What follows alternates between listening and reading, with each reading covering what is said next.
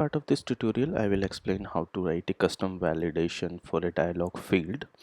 So I will be explaining how to write using the standard AEM framework provided for writing custom validation for field.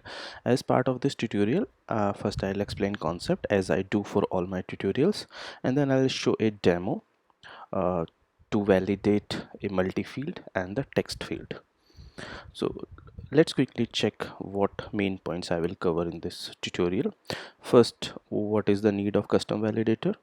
So you need a lot of checks on dialogues, right? So most of the validations are provided by Adobe or AEM, but there are few scenarios where the validation is not available. So in that case, you will be writing the custom validators for a specific field. Then how to write that custom validator, I'll show the concept and the code, how exactly we write that. Then I will cover how to write or call client library. So the validation code or the validator code I will be writing in a JS file, and that JS file will be in client lib. So I will not much cover of this topic because you know how to call and write client libs. If you are not aware, you can check a video is already available in this series, video number 7. You can check that. So in as part of this point, I will be more focusing on how to call the client libs in authoring mode or dialog. This okay. Then I'll explain what is the purpose of extra client libs property. See, this is a specific kind of property which will be used to call client libs, where we should use this. So I'll explain that. And then I'll show a demo for validation for a multi-field where I will add a check like maximum and minimum items. Like you cannot add more than maximum item limit set, and you cannot add less than the limit we set. Then I'll explain how to insert a custom data attribute inside the DOM of that field, multi-field or any field. Then I will explain how to write a custom CSS for a specific field. Basically, these 3 points are, these point will be covered as part of writing a validator for multi-field. But these last 2 points you can add anywhere. It's not specific to multi-field or any field, right? Even it's not specific to validation. Then I'll show a one more validator for text field, and this is the thing we will cover. So let's start with the concept first. So for writing a validator, you will be writing a client library. Inside that client library, you will be adding a JavaScript file. In that JavaScript file, you will be writing this, code for validator. So I will not explain how to write a client libs and all.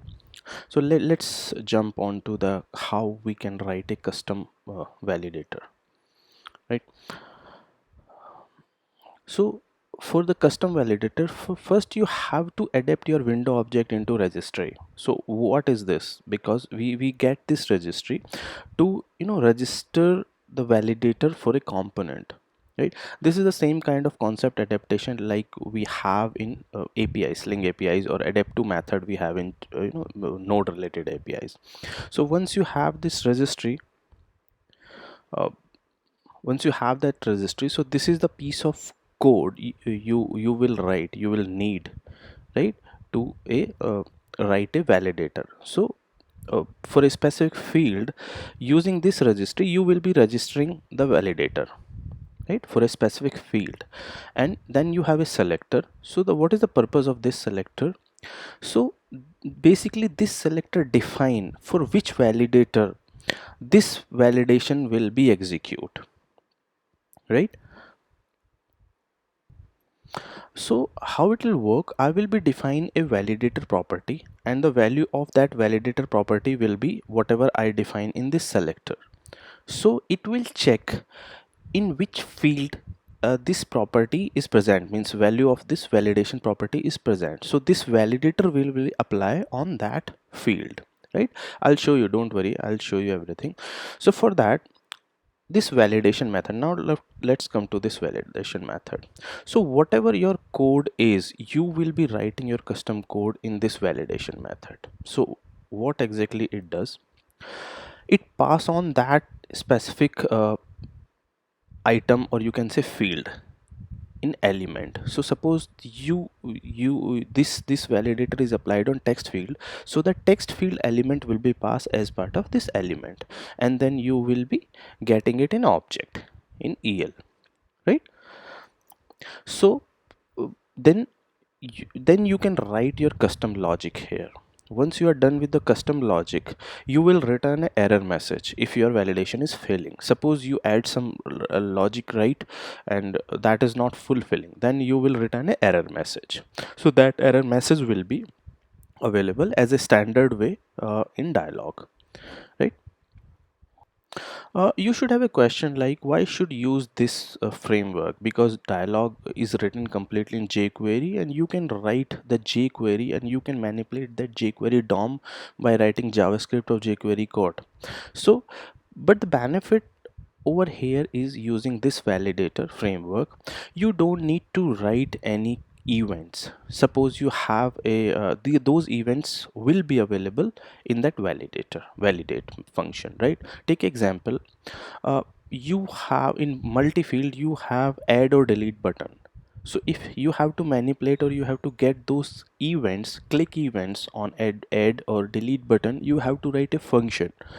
But in this case, you don't need to write those events will be available itself in this function. So you just need to write your own logic, and that's it, you are done. You even don't need to write how you will display the error message. The error message you only pass from this, means you return error message from here, and that error message will be displayed as a standard, the error displayed in dialog. Okay, so this is the validation for multi-field. The same way I will be writing for text field, and you see the difference here. The difference validator is, this is a geek multi-field and this is the geek's first name validator. So this is the, you will be writing a property called validator. The value, whatever the value of that property will be used here. Don't worry, I'll explain in next slide. You will understand in next slides, or you will definitely understand in demo. So let's move it to, so you understand here. So this is the dialog. You remember we created a author component when I was discussing Sling related videos, Sling model related videos. Okay, so in this dialog there is a first name, which is the text field, and there is a books. We have multi-field. Definitely there will be the other fields in this hierarchy.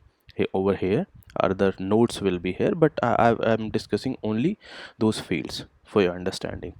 So in this, suppose you were writing a validator for a text field. So in that node, means this text field or the node in dialog, you will be writing a property called validator, right? And that property, whatever the value you will give for that property, that this will be a string kind of property, you will mention that property in there in this validator here, right? So now this code or this validator will understand, okay, this is the validator, so this validator will be applied to this text field. Same way it will work for multi-field as well. So I hope you understand the concept. So let's even if you are not clear with the concept, let's jump into demo so that you can understand properly.